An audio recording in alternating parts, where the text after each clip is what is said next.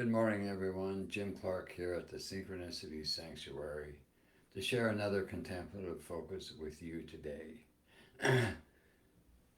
And the focus I want to share with you today is our ultimate fulfillment hides behind the human experience. And what do I mean by that? Our ultimate fulfillment, of course, is to realize the truth of who we are. But we don't even know that there is another truth to our existence until we have journeyed for many, many lifetimes. But when we finally reach that point in our evolution, that we become interested and somewhat aware that there's other possibilities that exist within us that we just haven't tapped into, then we begin to strive to understand the rules of the game. What are we in? We don't realize that we're in a polarized field of experience and that the polarities are what are creating the experience that we have. What is our position within polarities? The negative, we have a dominant negative polarity by default because as we come into this form of me in this body, we go through several contractive processes.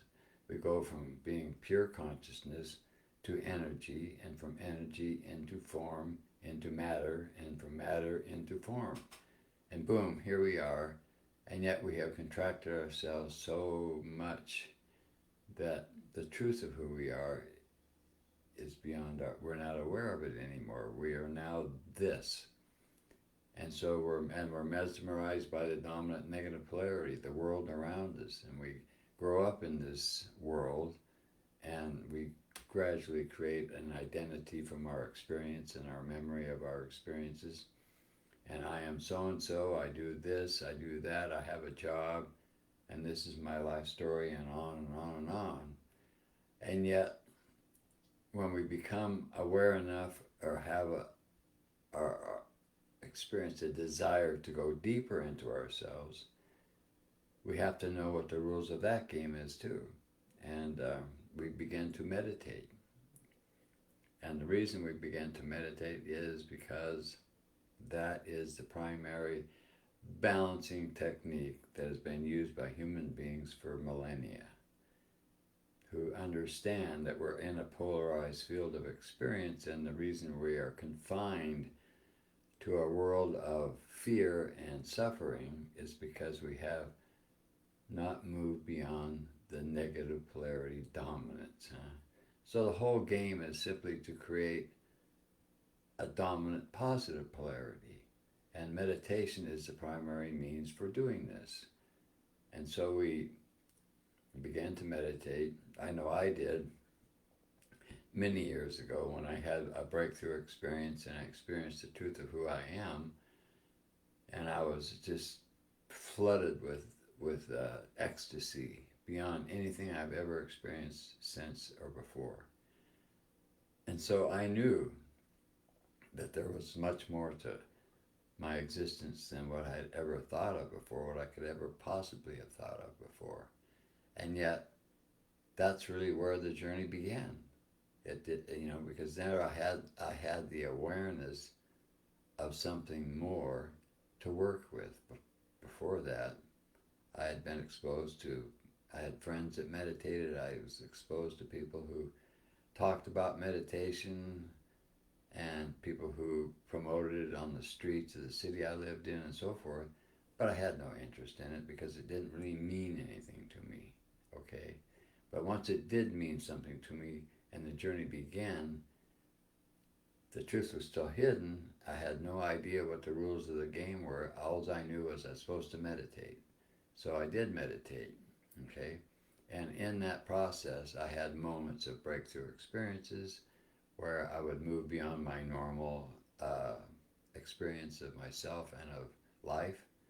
I had visions, I had feelings of uplifting feelings and of joy, and I would also have the opposite. I would be really happy and joyful one moment, and then the next moment all this negativity would come boiling up into my awareness, and I was be releasing that because I didn't understand the process of meditation and growing balance, and of bringing yourself to a peak experience where you're suddenly closer to your truth, and then integrating that experience, which means that whatever is in you, whatever memories and data you hold inside yourself that are in conflict with that experience, have to be released. You can't have a library full of books that are all fiction and expect that somehow that library is going to give you any experience of the truth.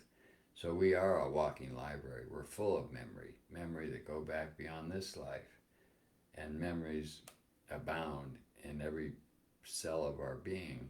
And so they hold all kinds of data that we're not really aware of until something challenges that data. Like an experience that you gain when you start to meditate.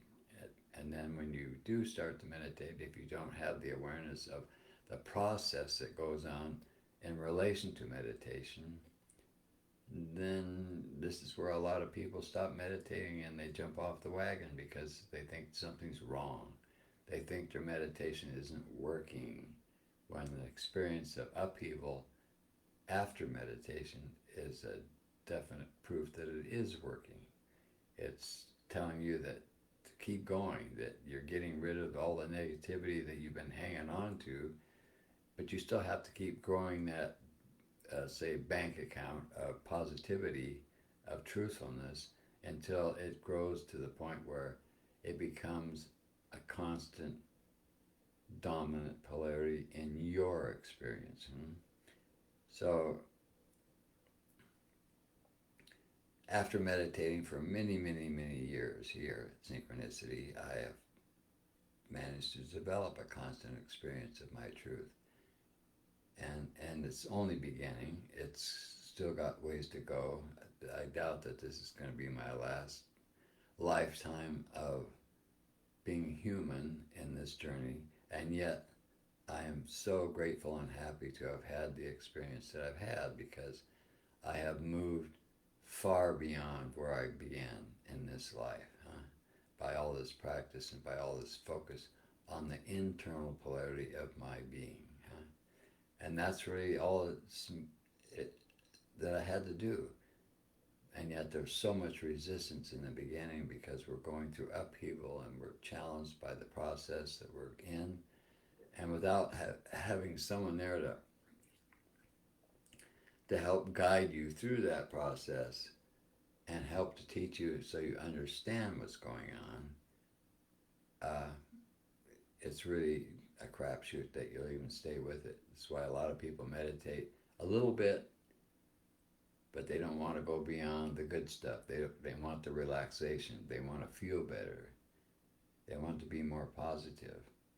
But to go beyond just a little bit of that is where they move into the depth of the process, where upheaval is going to follow inevitably. And when people get to that point, this is where they stop because they think something's wrong and it's not working. But the truthful self, our internal truth that is hidden inside of us, because we're so mesmerized by the external world, the dominant negative polarity in the beginning, and as long as that mesmerization and that constant external focus is all we have and all we experience, we're going to remain unconscious because we haven't developed the power of our positive polarity that's always there. It's a polarized field of experience, so both polarities are always present, but one will always dominate the other.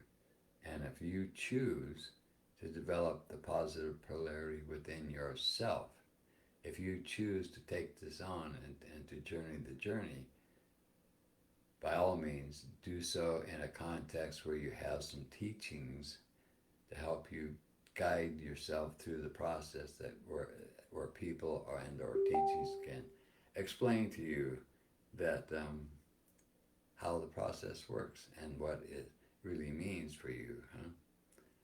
So if you can get into a meditative practice and stay with the meditative practice. Just know that this is what you're going to encounter, huh?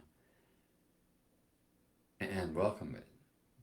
Welcome it for what it really is. It's a process where you're getting rid of all that fear-based experience and identification that you have built up in this lifetime and other lifetimes as well.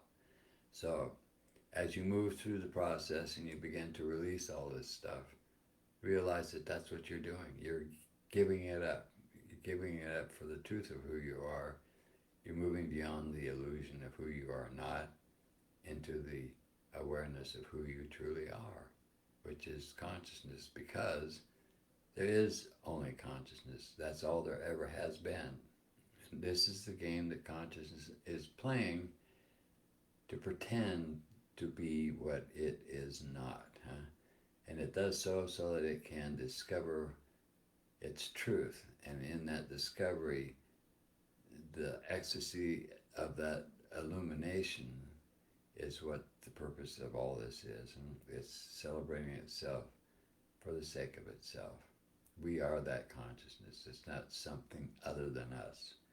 We are that consciousness, and our human experience is part of the process of that celebration, which is why love is all and everything. The teachings of all the wisdom traditions say that, because ultimately that really is what it is. Even though as a human being, we go through all kinds of suffering, we go through all kinds of limitations in our awareness. We have fear-based experience where we have suffering physical, suffering mental, and suffering emotional. And in that experience, we cannot even begin to comprehend what our truth is, because we're constantly immersed in a very negative experience, and will remain in that negative experience until we're fulfilled in it, which means you've had enough. You really don't want any more of it. And when you get to that point, then you'll start to move.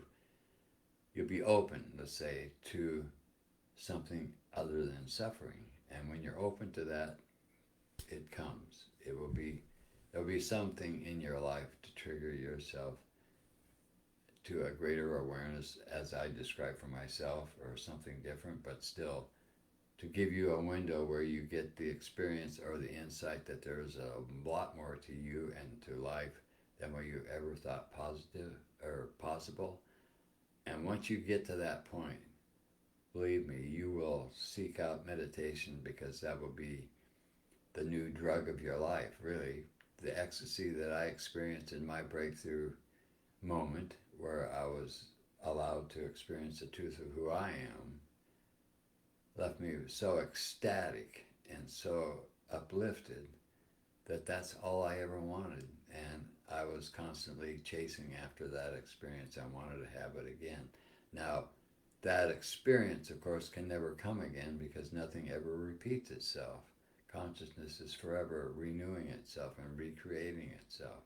Yet, the ecstasy that I had then, I am having now. Not in the same way, but I'm having it. And I can choose to have that every day, because now my awareness is constant. Now my awareness is dominant, and nothing else can matter more than that to me, period. Because I've had plenty of the other. I've had plenty of the negative experience. And to grow into this awareness and maintain it is, well, it's like, would you rather have money in the bank or not? You know, it's just a no-brainer. You don't want to give it up, because it brought you to a state of experience that is so valuable that nothing else matters as much as that to you. So that's what I wanted to share with you this Monday morning. I wanted to let you know that if you're meditating, especially if you're just beginning, stay with it, because you can experiment with it, but never give it up, because there's nothing worth more to you than that, ultimately. So that's really what I wanted to share with you this morning, and I will not be here next week. We have a small program coming up. I probably won't be ending it until sometime uh, where this would be normally happening. So probably 2 more weeks, and then I'll be back again as usual with another contemplative focus to share with you.